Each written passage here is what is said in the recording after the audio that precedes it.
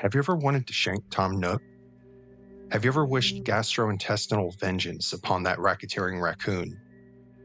Have you ever looked at him and thought, this animal belongs in prison?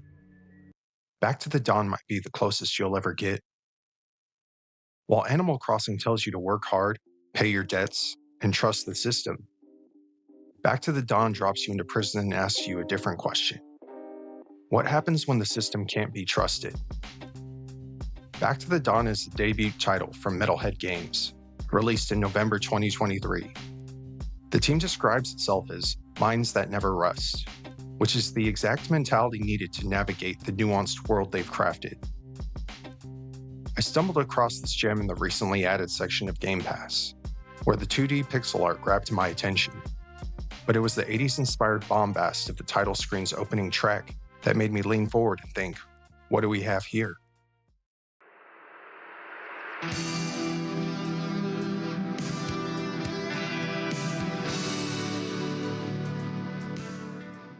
At this point, the player is asked to choose between playing as Thomas the Fox or Bob the Panther. The former is geared towards charisma, which will help the player to campaign and champagne amongst the prison populace, while the latter is more physically gifted, enabling you to pummel or extort your way to prominence. Here's where the game begins to hint at just how nuanced an approach it takes with its characters. Thomas isn't just a journalist who's been framed for laying bare the misdeeds of Skid Row's crooked mayor. The player is given the freedom to dictate the nature of his past.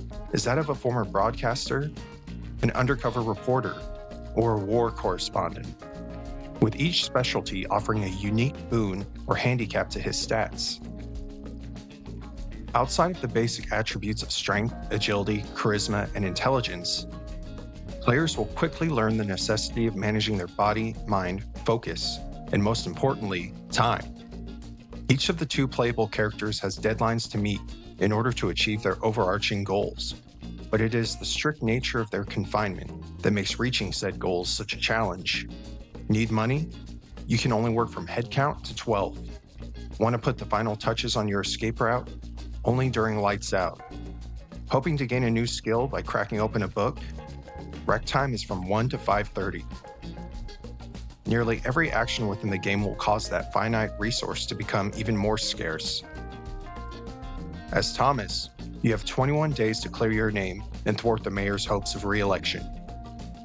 There is a series of quests that players must complete to gather evidence of his misdeeds, but should you fail to help him escape, it is all for naught.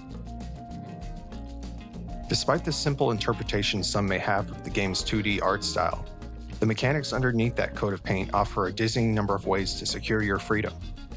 Whether it be battling or bonding amongst the 46 other inmates, crafting or stealing one of the 100-some-odd items, or gaining advantages from the mountain of special skills. There's no shortage of avenues to navigate the penal system. While most of the footage I've used here is from the PC version of the game, the Xbox version isn't without its rough edges. There were moments where the pacing would drag, particularly during skill checks and transitions between areas. Actions that should feel quick and decisive occasionally linger just long enough to break the flow. The stiffest aspects of gameplay came when interacting with documents. One journal failed to load entirely. These types of occurrences are far and few between, but they lasted long enough to make me think the game had crashed. For anyone thinking of picking the game up, the PC version seems to alleviate all of these issues. It's not enough to derail the experience, but it is noticeable in a game so otherwise deliberate in its design. And moments like that stood out, not because they broke the experience, but because of how strong everything else around them was. Back to the Dawn is a game that constantly gives you something to engage with, systems to learn, characters to understand, decisions to weigh, and I think that's what kept me hooked. During COVID, I dipped my toe into the Animal Crossing series with New Horizons, and while I can understand the appeal of the game's cozy nature, I was often left wanting more stimulation, more activity, just more mechanics that fit my palate. I've seen comparisons drawn between Animal Crossing and Back to the Dawn, but I think these games are chasing completely different ideas. The inhabitants of an Animal Crossing community will have requests, habits, and a bit of personal style. But the convicted criminals of Back to the Dawn come with pages and pages of backstory that can only be unlocked by building rapport and achieving a bond. Animal Crossing's characters make requests for all sorts of knickknacks, with a sparse few that lend to filling out their personalities. Back to the Dawn, however, is a stark contrast. In one of your first acceptable quests, Alex the Lion, leader of the Sharptooth Gang, asks you to get close to John the Tiger, a precautionary move to determine how intrusive or accommodating he may prove to the outfit's future moves.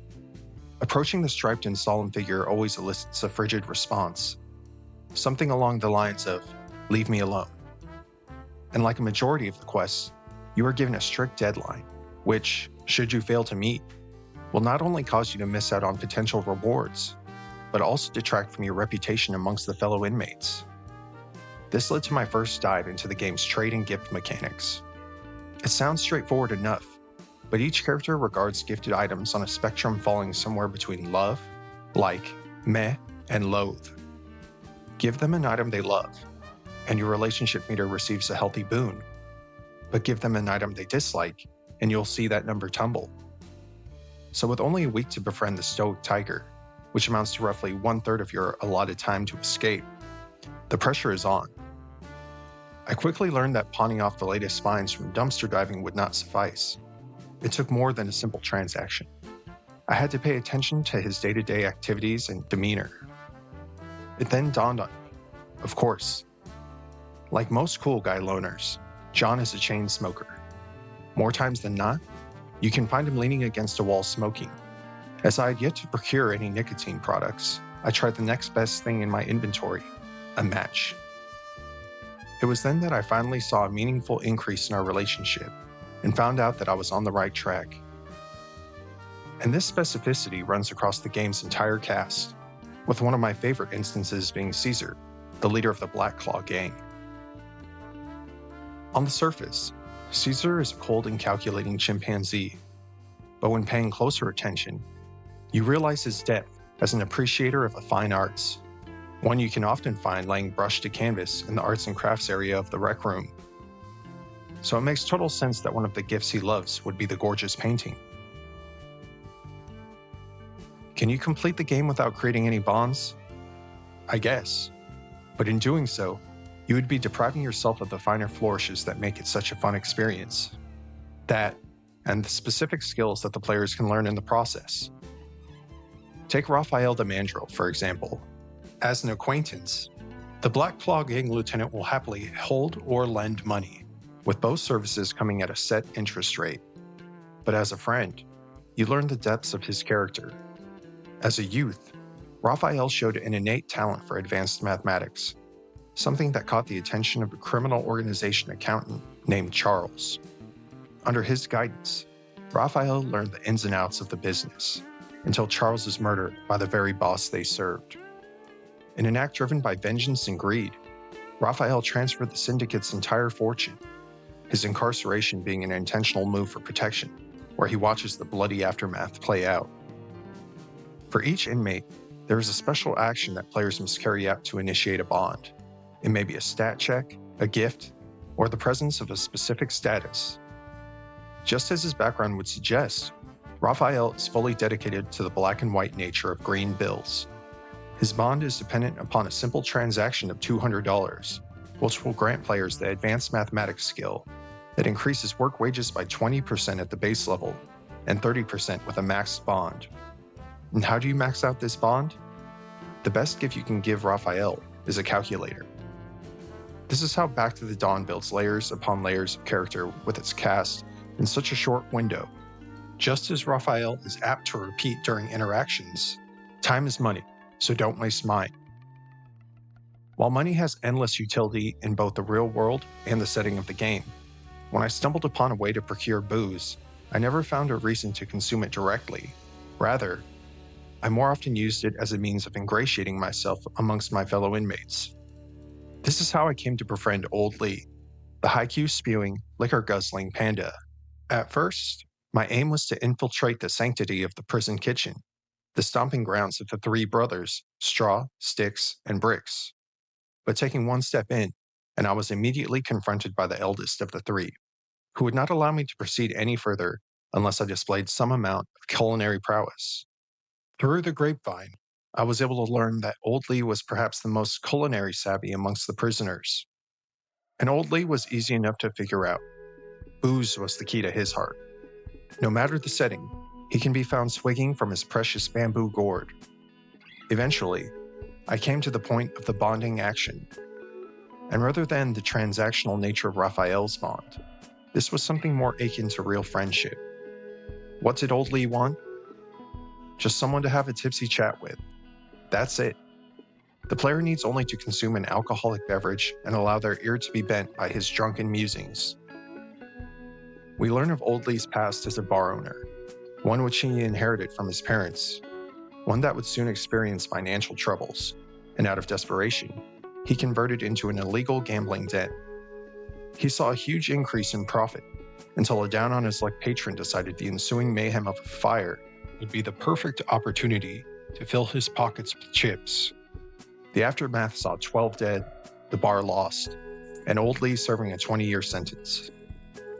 Having achieved a bond with Old Lee opens the door to the kitchen, as well as the drunken master's skill. Upon activation, alcohol will no longer diminish the character's intelligence, but instead add to it. It's as if your time with the panda has made you impervious to drunken buffoonery, and recast you in a shade as one capable of partaking in liquor and meaningful contemplation simultaneously. Here we have a snapshot of just how wide Back to the Dawn spectrum of relationships runs.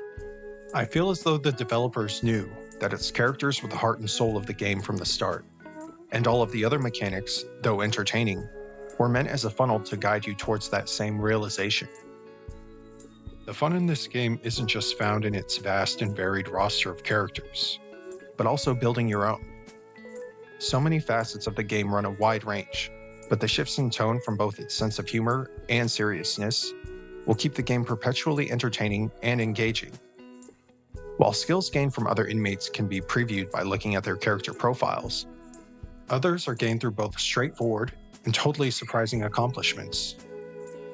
With Bookworm, you'll receive an additional +1 on reading rolls for every 3 books you've completed. Okay, not too much of a shocker. But on the other hand, there are times when you'll learn a new skill in the most outlandish of ways. Digestion is yet another metric that players need to monitor. It's something that easily gets lost in the shuffle of managing quests, stamina, focus, and everything else the game throws at you. So, imagine my surprise when Thomas stopped in his tracks, grabbing his stomach, as a notification popped up that he needed to use the bathroom. I quickly opened the menu, and to my horror, I had broken the digestion threshold. It now read 24 out of 20. I dashed to myself and let him relieve the pressure from his swollen bowels, which elicited a skill icon to pop up. Energy Booster is a strength-based skill that grants 1 extra point of energy for every 1 point of digestion. I had just passed the Endure challenge. By the time I approached the end of my first playthrough, I had accumulated roughly 40 special skills. Their utility served as my saving grace when I finally decided to make a break for it. I miscalculated my first playthrough. I didn't prioritize securing an escape route. I was far more focused on gathering evidence that could simultaneously convict the mayor and exonerate Thomas. However, the story necessitated Thomas himself be the one to unleash the trove of secrets that had come to be in his possession. While Thomas had resigned himself to serving out the rest of his sentence, I refused to let him abandon his journalistic devotion to the truth. The day before the mayoral election, I was able to open a route between the doctor's office and the sewer. Exiting out the window and scaling down a drainage pipe, I navigated my way to the prison's guard tower. I began to climb until I was spotted by the searchlight. Snipers from the tower took aim. I rolled successfully. Dodge. I passed another check. Dodge. At this point, I'd run out of stamina and had to rest. This time, luck was not on my side. A bullet pierced Thomas, and I watched his health plummet, but I was able to continue the climb. I passed another check, failed the following. but I managed to reach the top of the tower, where a cable ran out past the fence of the prison. Luckily, I'd brought a rope I'd crafted out of my bedsheet, which raised my chances of success. I rolled again, and I watched as Thomas ziplined his way to freedom.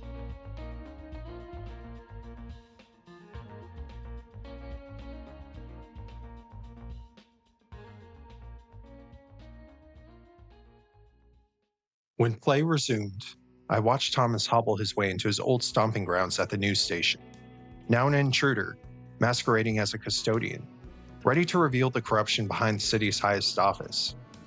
I had prepared for my escape expertly, but I did not anticipate a fight with Angelo and one of his goons.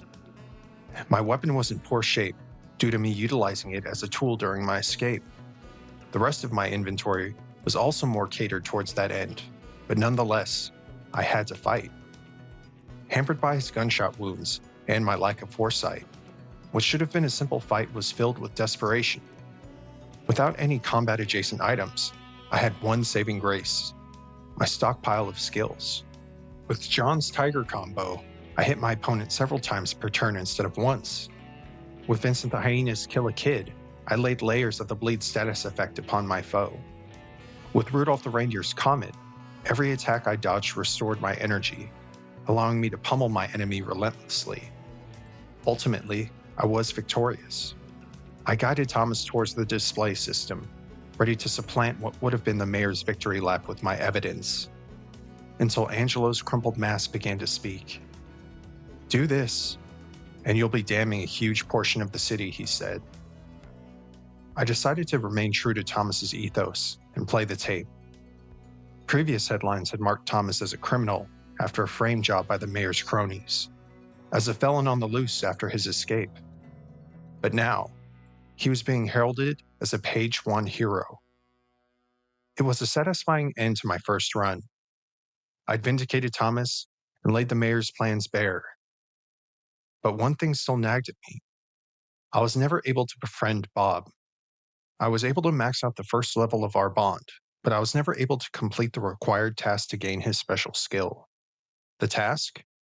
Helping him find information on a wolf named Fenrir. I've touched upon the playstyle difference inherent to both Bob and Thomas, but Fenrir proved to be the crux of divergence between the two characters.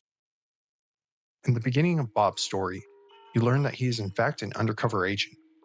While playing as Thomas, you have the ability to join any of the three gangs, but with Bob, you're grandfathered into the Sharptooth crew. Thomas's lack of physical prowess demands that you step warily and pick your fights carefully, while anyone stepping to Bob can easily be left lying on the floor. And right from the start, the hunt for Fenrir is on. The inherent knowledge from a previous playthrough equips you to navigate the day-to-day mechanics of the game, but the difference between the two characters' goals makes for night and day. Night specifically being where my Bob build thrived. The detective pass means that Bob no longer loses body when sleepy, and you gain a +1 to intelligence and agility at night. However, Cxdy is depleted 25% faster, and focus points are no longer restored when hungry. Escaping prison and back to the dawn is a dichotomy of planning and prepping in the day, as opposed to exploration and execution at night. I would learn that Bob's nocturnal boon would be vital in achieving a fulfilling climax to his story. My questions to the mystery surrounding Fenrir would be answered, but it would take me down uncharted territory I had failed to anticipate. I thought I had searched every inch of the sewers with Thomas, but a lack of answers drove me to scour further into the depths. This led me to a whole new area I had failed to discover on my first playthrough, the Psych Ward. The ensuing journey involved new quests, items, battles, and a plot that was thematically adjacent to Thomas's, but able to stand all on its own. This section of the prison is impervious to stealth, brute force, or any other standard form of infiltration. What it required was commiserating with a portion of the prison I had until now neglected, the mentally ill. Once again, Back to the Dawn pushes character interaction to the forefront, with this quest focusing on characters that I could easily see being those most likely to be neglected by players. I would have to interact with the more unstable individuals, pick up on their tics or picadillos, and emulate them to the best of my abilities during an examination with Dr. Beth. The ruse continues with the ward's resident psychiatrist, as his keycard is one of the last barriers between Bob and Fenrir. With access to his office, Bob is able to navigate through the building's ventilation system. This is when the mystery behind Fenrir begins to unfold in a manner that took me completely by surprise. This wasn't the overseer of a daunting criminal enterprise, or a nefarious figure exploiting the dregs of society as I had suspected. Her real name was Fenrir. Like Thomas, Fenrir the Wolf was a victim of the system. Thomas ended up in prison due to his unrelenting pursuit of exposing the corruption in that system. Fenrir is a victim who'd placed too much trust in it. As an aspiring actress from a broken home, she placed her hopes in pharmaceutical trials to bankroll her trip to a casting audition. However, what ensued was confinement and experimentation that left her in a weakened state. Much like her namesake of Norse fable, she is bound against her will, but the destructive nature of her freedom is for Bob and the player to decide. Fenrir's story is where Back to the Dawn takes its biggest swing. On paper, it almost feels like too much. Secret experiments, biological weaponization, shadowy organizations vying to either destroy or possess said weapon. It teeters on the edge of feeling like a late-game escalation for the sake of raising stakes, but it never does. Every inmate, every system, every interaction has been built with such deliberate care that when the scope widens, it doesn't feel like a stretch. It feels like a revelation. It's not that the game is becoming bigger, but that it always was. Because by this point, the game has already shown you what its world is capable of. Corruption, exploitation, systems built to consume people. Fenrir isn't a departure from that idea. She's its end point. Back to the Dawn is a game that rewards exploration with discovery, not just in game mechanics, but via perpetually expanding lore that hints towards a world that extends far beyond the walls of Boulderton Prison. Like Thomas, players are given a lot of agency to determine the outcome of their story. However, I felt compelled to stick to the principles that define the characters. Due to her blood, Fenrir had gone from guinea pig to a means of biological warfare. I felt that if Bob had been given free will, he would never abandon an innocent like her. The game was no longer about getting Bob out of Dodge, but saving Fenrir. This would be simple enough for the nimble and powerful Panther, but given her sickly state, I had to approach escape with an entirely different mindset. The game now begins to straddle a surprising dichotomy. While Bob secures and stashes a tool capable of breaking her out of the psych ward, Fenrir must retrieve said tools and navigate her own path out, the game unwilling to delegate her as a simple damsel in distress. As tense as my escape with Thomas had been, that tension was largely self-imposed.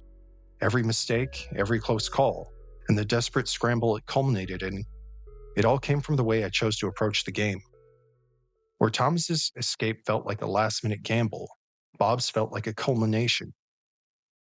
Bob became playable in July of 2025, and you can feel the developers building on everything they had already established. This rings most true in the climax of his story. The systems are familiar, but the scale is different. The moments are bigger, more cinematic, but never at the cost of player control.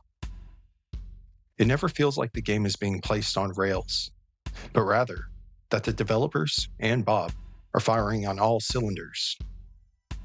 Once their separate tasks are complete and the two come together, the game's tone takes a drastic turn. Now faced with 3 of the ward's guards, Bob's mask comes off. He is no longer concerned with fitting in, but more so with Fenrir getting out. But unlike my Thomas playthrough, I wasn't just prepared to escape. I'd come ready to fight. Even with the horde of many of the game's best items, it was quite arguably the toughest battle yet. And due to the stakes, soundtrack, and story, it was also my favorite. If you're wondering why I've barely discussed combat up to this point, that's because it's one of the more direct aspects of the game. Encounters are turn-based, pitting your stats, skills, and inventory against your opponents. There are rare moments where fights are unavoidable, but outside of that, you can go the entire game without throwing a single punch. You don't need to partake in the fight club on the second floor. You don't need to go around exacting prison yard justice. Just know that violence isn't free. Outside of sanctioned fights, attacking another inmate will damage your relationship with them. And in a game like this, that matters. But that cost comes with a trade-off. Because while violence closes certain doors, it opens others. If you lean into it, if you build your character around it, combat becomes more than a last resort. It becomes a viable path forward, even a way out.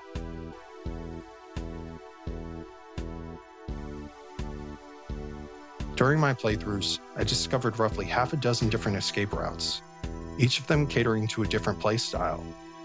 But with a weakened Fenra by my side, I decided to choose one that would be the least physically taxing. The sewer pipe offers little outside resistance. Players are only required to set the right conditions for it to be viable. It bore little resemblance to my frantic climb up the tower with Thomas. Rather, it was a test against my own stats and preparation.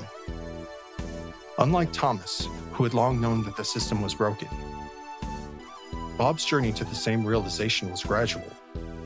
Having been a part of that system, his role seemingly obscured its true nature until he emerged from the sewers with Fenra by his side. Cut to a parking lot in the heart of the city. Bob's meeting with his handler Rocky is not a sigh of relief, but a punch to the gut, a betrayal that severs his ties to the organization he once served. The same realization that drove Thomas now rears its head in Bob's final act. The understanding that the system is irreparably broken. The cough that Rocky has been nursing during every phone call isn't just a quirk. It's the result of a failed attempt on Fenra's life. This reveal, and the tense shootout that follows, strips away any illusions they may have held. There was never a version of this where they were meant to walk away clean. Maybe it's the isolation they endured, or the tension and effort it took to bring them together. But when their stories finally collided, and the dust settled, it became one of the most satisfying endings I've experienced in a long time. Back to the Dawn's character selection screen includes a third slot, a darkened figure labeled Not Captured. Metalhead Games recently announced that this third character will be Bam the Cat. Prior to the news, many fans had speculated as to who the third character may be, and honestly, I think it's the perfect choice. The game has already been laying the groundwork for something stranger, something leaning into science fiction, or maybe something even more bizarre. A psychic investigator, cultist, forbidden texts, nods to Cthulhu-esque creatures, doors in the sewers that feel like they're hiding something beyond the tangible world. The pieces are already there, and at this point, the developers have more than earned my trust. There were countless times where I got lost in Back to the Dawn. Not lost in confusion, but lost in the mechanics, the routines, the countless avenues of gameplay that accelerate time, sometimes losing sight of the overarching goal, to escape. As someone who rarely retreads even my most cherished media experiences, the irony is not lost on me. But I'm ready to go back to prison.